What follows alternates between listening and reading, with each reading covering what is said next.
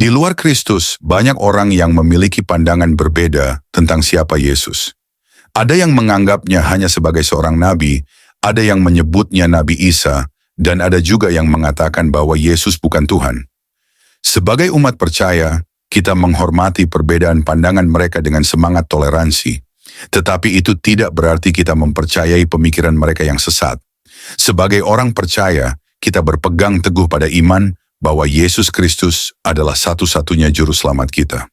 Dalam Yohanes 14 ayat 6, Yesus berkata, "Akulah jalan dan kebenaran dan hidup. Tidak ada seorang pun yang datang kepada Bapa kalau tidak melalui aku." Ayat ini menegaskan bahwa hanya melalui Yesus kita dapat memperoleh keselamatan dan hubungan dengan Allah Bapa. Bahkan dalam Kisah Para Rasul 4 ayat 12, firman Tuhan berkata, "Dan keselamatan tidak ada di dalam siapapun juga selain di dalam Dia. Sebab di bawah kolong langit ini tidak ada nama lain yang diberikan kepada manusia yang olehnya kita dapat diselamatkan." Ini adalah kebenaran yang tak terbantahkan. Meskipun kita menghargai toleransi, iman kita harus tetap kokoh bahwa Yesus adalah Tuhan dan satu-satunya jalan keselamatan. Kasih, pengampunan, dan keselamatan kekal hanya dapat kita temukan di dalam Yesus Kristus. Shalom saudara-saudari seiman dalam Kristus. Selamat datang kembali di renungan firman Tuhan hari ini. Kiranya saudara-saudari semua dalam keadaan baik dan dipenuhi berkat Tuhan yang melimpah. Sebelum kita melanjutkan renungan firman Tuhan hari ini, jangan lupa untuk like, subscribe, dan tinggalkan komentar Anda di bawah ini. Mari kita terus berbagi berkat dan pengharapan melalui firman Tuhan. Tuhan Yesus memberkati. Mari kita berdoa. Bapa kami yang ada di surga, kami datang ke hadirat-Mu pagi ini dengan hati yang penuh rasa syukur. Terima kasih Tuhan, karena kasih-Mu yang tak pernah berhenti menyertai kami. Di tengah segala keadaan, baik dalam sukacita maupun kesulitan, Engkau tetap memegang kami dengan tangan-Mu yang penuh kasih.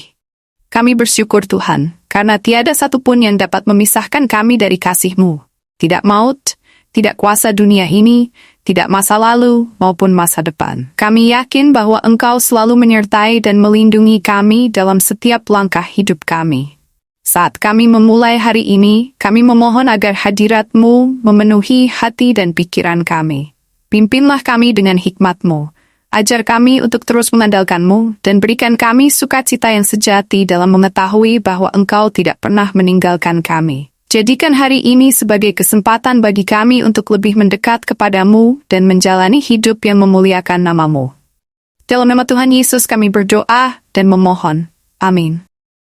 Saudara-saudari terkasih seiman dalam Kristus, Tuhan dengan jelas menyatakan bahwa Dia memilih Israel bukan karena jumlah mereka, kekuatan mereka, atau keunggulan mereka, tetapi karena kasih-Nya yang luar biasa.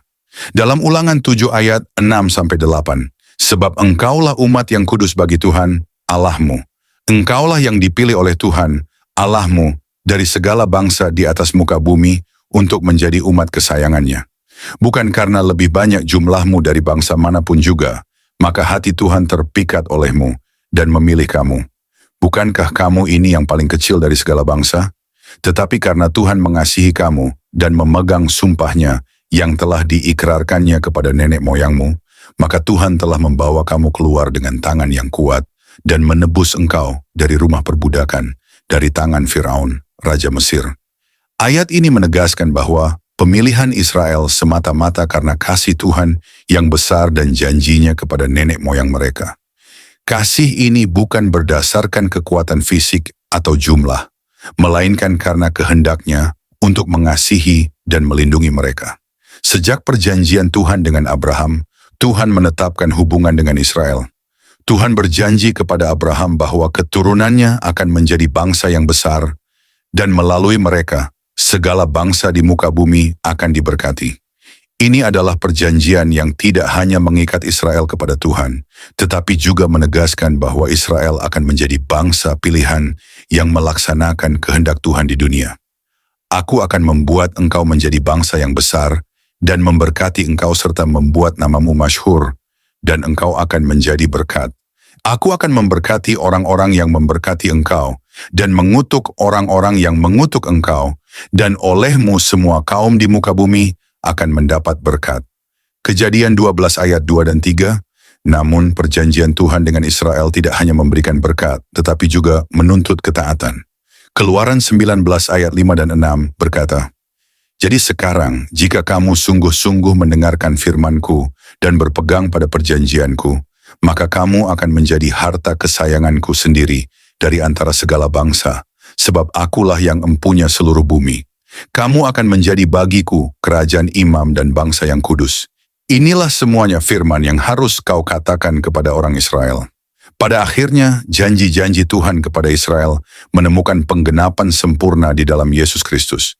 Yesus, Mesias yang dijanjikan, lahir dari keturunan Abraham, dari suku Yehuda, untuk membawa keselamatan bukan hanya kepada Israel, tetapi kepada seluruh dunia. Galatia 3 ayat 29 berkata, "Dan jikalau kamu adalah milik Kristus, maka kamu juga adalah keturunan Abraham dan berhak menerima janji Allah." Melalui Yesus, kita semua, baik orang Yahudi maupun bukan Yahudi, dapat menjadi bagian dari keluarga Allah, umat pilihannya yang diperoleh melalui iman. Israel tetap memiliki tempat istimewa dalam rencana Tuhan, namun pintu keselamatan kini terbuka bagi semua bangsa. Dalam Roma 11 ayat 17, Paulus menggambarkan kita sebagai ranting-ranting yang dicangkokkan ke dalam pohon zaitun yang asli, yaitu Israel, untuk menjadi satu dengan umat Tuhan. Karena itu apabila beberapa cabang telah dipatahkan, dan kamu sebagai tunas liar telah dicangkokkan di antaranya, dan turut mendapat bagian dalam akar pohon zaitun yang penuh getah, saudara-saudara, inilah kebenarannya. Tuhan yang memilih Israel adalah Tuhan yang sama yang memilih kita untuk menjadi bagian dari rencana keselamatannya. Kesetiaan Tuhan kepada Israel adalah cerminan dari kesetiaannya kepada kita, umat yang telah ditebus oleh darah Kristus. Kita diundang untuk hidup dalam ketaatan, menyadari bahwa kasih dan pemeliharaan Tuhan tidak pernah berakhir. Marilah kita bersyukur atas kesetiaan Tuhan yang tidak tergoyahkan. Dan seperti Israel yang dipanggil untuk menjadi terang bagi bangsa-bangsa, marilah kita juga hidup sebagai saksi-saksi yang setia, membawa terang Kristus ke dunia. Amin. Saudara-saudari terkasih dalam Kristus, marilah kita merenungkan kesetiaan Tuhan yang luar biasa kepada umatnya, baik kepada Israel maupun kepada kita semua yang telah dipilih melalui Yesus Kristus. Kasih dan pemeliharaan Tuhan tidak pernah berakhir, dan kita dipanggil untuk hidup dalam ketaatan serta membawa terangnya kepada dunia. Semoga renungan hari ini menguatkan iman kita dan semakin memotivasi kita untuk menjadi saksi yang setia bagi Kristus. Jangan lupa untuk like, subscribe, dan tinggalkan komentar di bawah ini. Mari kita terus bertumbuh bersama dalam iman dan berbagi berkat firman Tuhan kepada lebih banyak orang. Tuhan Yesus memberkati. Mari kita berdoa. Bapa yang penuh kasih, kami bersyukur atas kesempatan yang Engkau berikan kepada kami untuk merenungkan firman-Mu hari ini. Kami berterima kasih atas kebenaran yang Engkau nyatakan kepada kami, bahwa Engkau adalah Allah yang setia, yang mengasihi umat-Mu tanpa batas. Terima kasih Tuhan, karena melalui Yesus Kristus, Engkau telah membuka jalan keselamatan bagi kami, dan kami dapat menjadi bagian dari keluarga-Mu, umat pilihan yang Kau kasihi.